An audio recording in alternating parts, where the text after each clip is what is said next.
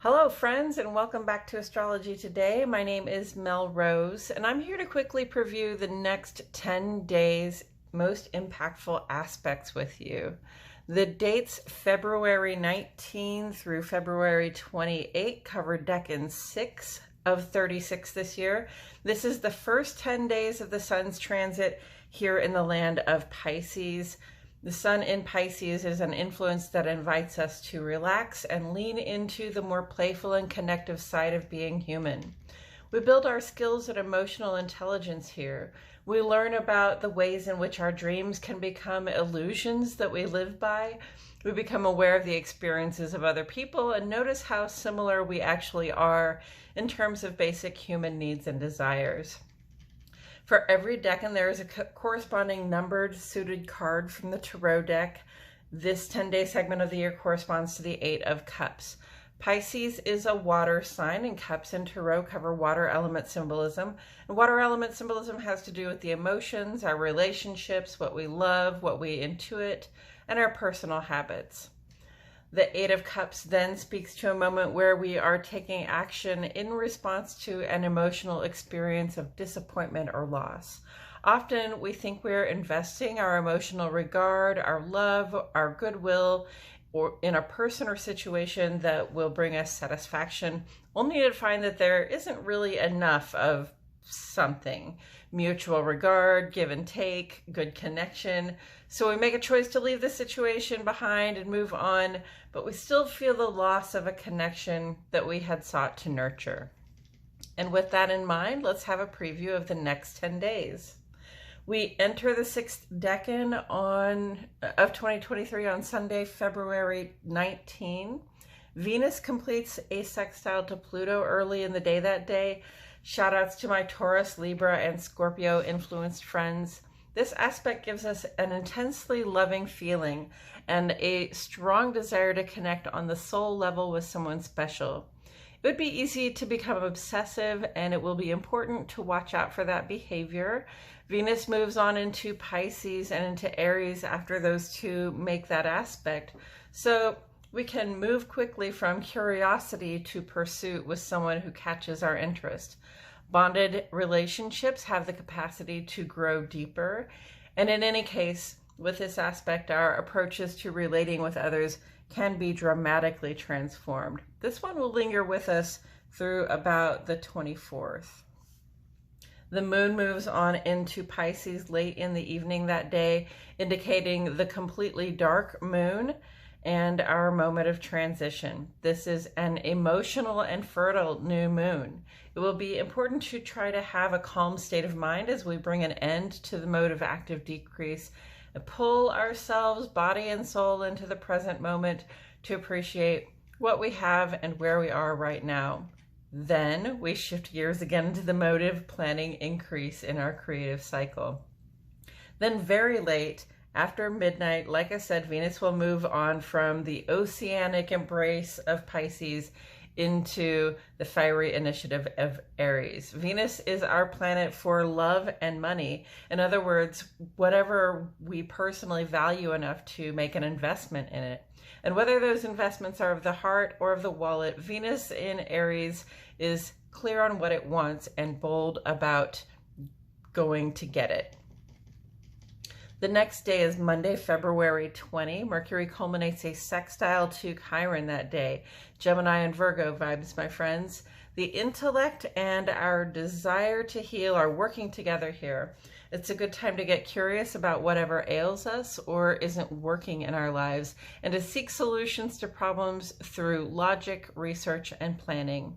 This aspect will hang out with us through about the 23rd.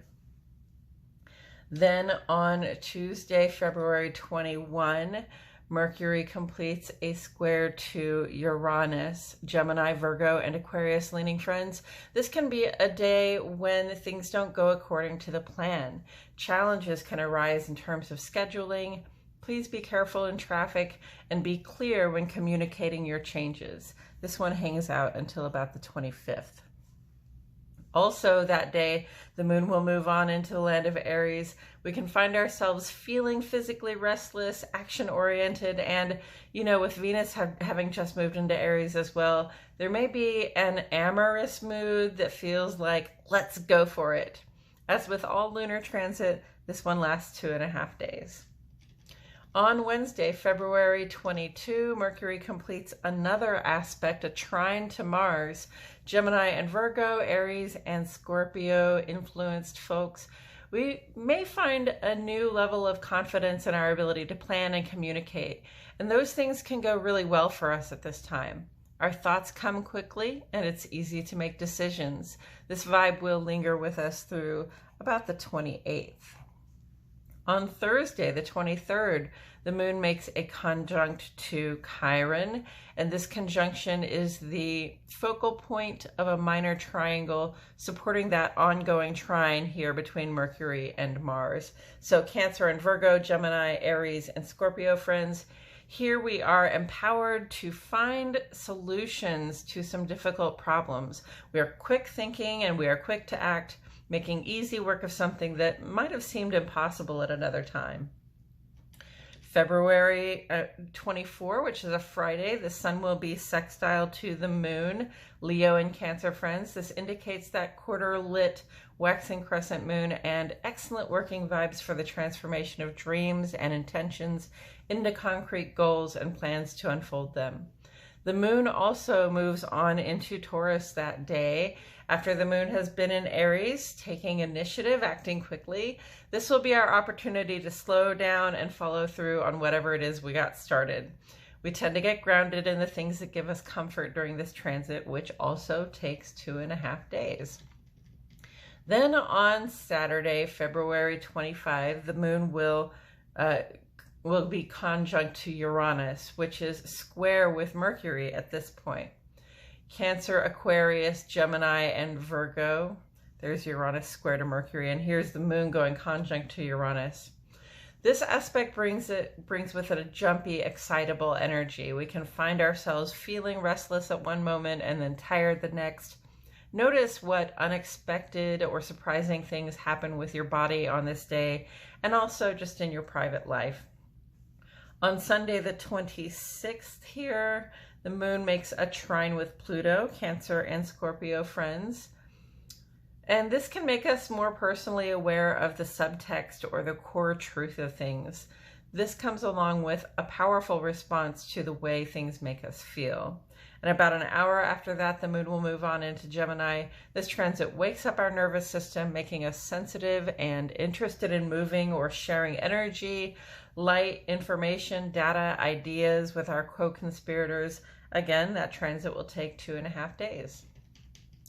Then on Monday, the 27th, the sun will be square the moon, Leo and Cancer, indicating that half-lit first quarter moon and our cue to shift gears in our creative mode of increase from setting goals and laying plans to taking action to complete them.